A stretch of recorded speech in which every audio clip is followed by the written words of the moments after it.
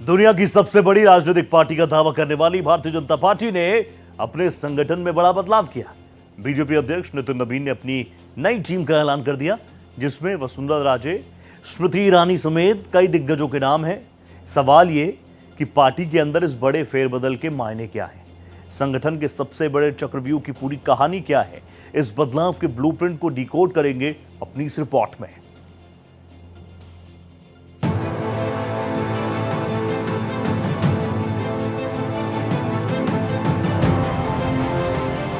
भारत की सबसे बड़ी राजनीतिक पार्टी बीजेपी, जिसके संगठन में बदलाव ने सियासी सनसनी मचा दी है, क्योंकि इसमें नए दौर, नई ऊर्जा के साथ ही एक नई हुंकार। आखिर क्या है बीजेपी का नया मेगा प्लान? आखिर पार्टी ने क्या सोचा है? इस बदलाव के पीछे मिशन 2029 है या फिर चुनावी राज्यों की विसार? दिग्गजों को नई जिम्मेदारी और युवाओं को कमान के पीछे आखिर क्या है स्ट्रेटेजी?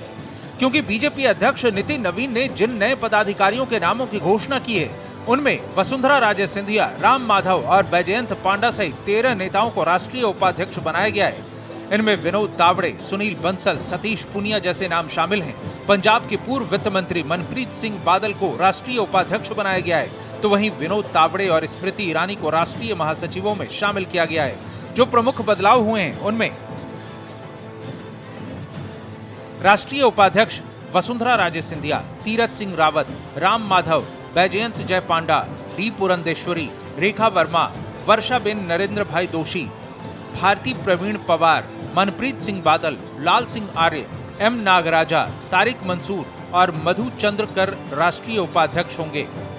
8 राष्ट्रीय महासचिवों में स्मृति ईरानी की पार्टी के शीर्ष संगठन में वापसी हुई है और उन्हें राष्ट्रीय महासचिव की जिम्मेदारी दी गई है। इसके अलावा बीएल संतोष राष्ट्रीय महामंत्री बने हैं। राष्ट्रीय महामंत्री तरुण चुग को पार्टी का राष्ट्रीय कार्यालय प्रभारी का अतिरिक्त प्रभार भी सौंपा गया है। पीयूष गोयल को पार्टी का राष्ट्रीय कोषाध्यक्ष नियुक्त किया गया है। मोर्चा और विंग में जो फेरबदल हुए हैं, उनमें डॉक्टर हेमांग जोशी को युवा मोर्चा और रूप कुमारी चौधरी को महिला मोर्चा की कमान सौंपी गई है। साथ ही आईटी सेल के प्रमुख पद पर भी बदलाव करते हुए दीपक महास्के को जिम्मेदारी दी गई है। स्वाभाविक है, माननीय राष्ट्रीय अध्यक्ष श्री नितिन नवीन जी ने, सबसे पहले तो मैं उनको आभार व्यक्त करता हूं कि मुझे राष्ट्रीय उपाध्यक्ष की एक महती जिम्मेदारी दी है। उनने जो टीम का गठन किया है, कहीं ना कहीं वो एक संगठनात्मक दृष्टि से एक परिपक्व टीम है। सत्ता की दृष्टि से भी लंबे समय तक काम करने वाली एक अनुभवशाली टीम है और एक सामंजस्य है। बुजुर्ग का सामंजस्य भी है, नौजवान का सामंजस्य भी है। अनुभव को समेटते हुए टीम बनाएगी। भौगोलिक दृष्टि से, सामाजिक दृष्टि से एक अच्छी टीम है और ये टीम कहीं ना कहीं संगठन को और तेज गति से आगे ले जाने के लिए नल, नींद, अंगद और हनुमान की तरह कहीं ना कहीं राष्ट्रीय अध्यक्ष जी के साथ काम करेगी। जो हमारे प्रधानमंत्री जी है माननीय नरेंद्र भाई मोदी सर और हमारे गृह मंत्री, हमारे राष्ट्रीय अध्यक्ष माननीय श्री नितिन नवीन जी, यहाँ के गुजरात के हमारे प्रांत के अध्यक्ष परम आदरणीय श्री जगदीश भाई विश्वकर्मा जी, यहाँ के मुख्यमंत्री माननीय श्री भूपेंद्र भाई पटेल साहब और हमारे प्रिय मार्गदर्शक करने वाले पार्टी के संगठन महामंत्री माननीय रत्नाकर जी, जिन लोगों ने मुझे ये दायित्व दिलाने में जो अपनी कर्तव्य निभाए, उन लोगों का मैं दिल से शुक्रिया अदा करती हूँ, बहुत आभार व्यक्त करती हूँ। पार्टी अध्यक्ष नितिन नवीन की अगुवाई में घोषित हुई इस नई राष्ट्रीय टीम को बधाई देते हुए पीएम मोदी ने सोशल मीडिया प्लेटफॉर्म एक्स पर अपनी प्रतिक्रिया दी है, जिसमें उन्होंने कहा है कि ये नई टीम सांगठनिक अनुभव, युवाओं की ऊर्जा और ग्रास रूट कनेक्ट यानी जमीनी स्तर के जुड़ाव का एक बेहतरीन मिश्रण है। मैं मानता हूं कि ये भाजपा के भविष्य की टीम है, भविष्य के भारत की टीम है और मैं इस टीम को बहुत शुभकामना देता हूं और कहीं न कहीं माननीय प्रधानमंत्री के विजन को, प्रधानमंत्री के संकल्प को ये टीम जमीन स्तर पर लेके जाएगी और कार्यकर्ताओं के साथ एक संबंध, जनता के साथ संवाद और निश्चित रूप से एक संकल्प के साथ काम करेंगे। पार्टी में हुए इस बदलाव में सबसे ज्यादा चर्चा उन 2 मुस्लिम चेहरों की हो रही है, जिसे नितिन नवीन की टीम में शामिल किया गया है। खास बात यह है कि ये दोनों ही नेता यूपी से आते हैं। पहले हैं तारिक मंसूर, जिन्हें राष्ट्रीय उपाध्यक्ष बनाया गया है वो अलीगढ़ मुस्लिम विश्वविद्यालय के कुलपति रह चुके हैं। वहीं दूसरे हैं कुंवर बासित अली, जिन्हें अल्पसंख्यक मोर्चा का अध्यक्ष बनाया गया है। वो लंबे समय से जमीन पर सक्रिय रहे हैं और यूपी बीजेपी अल्पसंख्यक मोर्चा के भी अध्यक्ष की जिम्मेदारी उन्होंने संभाली है। बीजेपी की नई राष्ट्रीय टीम में पूर्वोत्तर को काफी तवज्जो मिली है। पार्टी ने त्रिपुरा के पूर्व सीएम बिप्लब देब को राष्ट्रीय महासचिव बनाया है।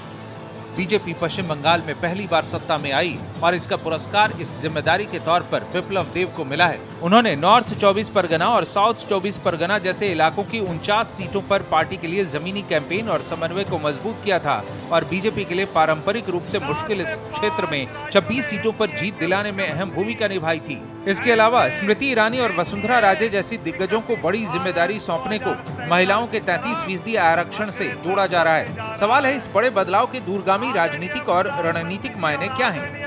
मिशन 2029 और भविष्य की लीडरशिप। पार्टी का मुख्य फोकस केवल आगामी विधानसभा चुनाव ही नहीं बल्कि 2029 के लोकसभा चुनाव के लिए एक नई और ऊर्जावान लीडरशिप तैयार करना है। युवा चेहरों को आगे बढ़ाकर पार्टी भविष्य की सेकेंड लाइन लीडरशिप मजबूत कर रही है। बेशक इसमें 2027 का यूपी चुनाव भी शामिल है। महिला वोट बैंक पर मजबूत पकड़।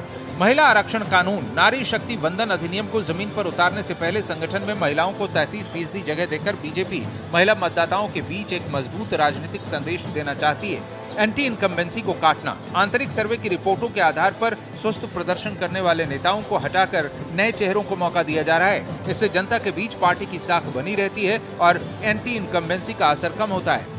क्षेत्रीय और सामाजिक संतुलन। संसदीय बोर्ड और राष्ट्रीय टीम में अलग अलग राज्यों और जातियों के नेताओं को जगह दी गई है ताकि सामाजिक और क्षेत्रीय समीकरण पूरी तरह साधे जा सकें।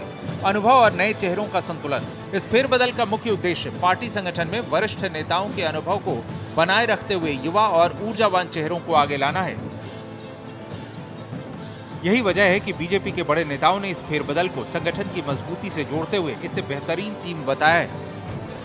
मैं तो बहुत एक्साइटेड हूँ। बीजेपी का नेशनल टीम का सूची जब पब्लिश हुआ तो बहुत अच्छा लगा, क्योंकि प्राइम मिनिस्टर नरेंद्र मोदी जी का अब सोच देखिए किस तरीके से अपना टीम बनाते हैं और हर स्टेट, हर रीजन, समाज के अलग अलग वर्ग और तजुर्बे वाले एक्सपीरियंस और ऊर्जावान नई चेहरा किस तरीके से मिश्रण करके टीम बनाते हैं। तो हम तो हमेशा अपने आप को हम किस्मत वाला इंसान मानते हैं कि मोदी जी के साथ में काम करने का मौका मिल रहा है। बहुत खुशी की बात है कि हमारे राष्ट्रीय अध्यक्ष जी श्री नितिन नबीन जी ने अपनी टीम का ऐलान किया है।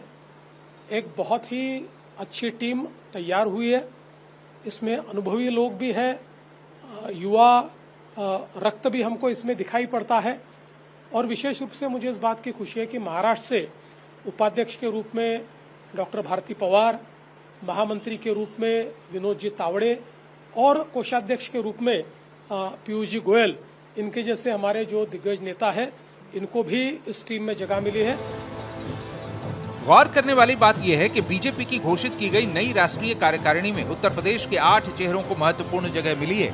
इनमें से 4 नेताओं को शीर्ष उपाध्यक्ष और महासचिव पदों पर, जबकि 4 अन्य नेताओं को राष्ट्रीय सचिव और मोर्चा अध्यक्ष जैसे अहम पदों पर नियुक्त किया गया है, जो पार्टी का 2027 के यूपी विधानसभा चुनाव पर फोकस बताता है।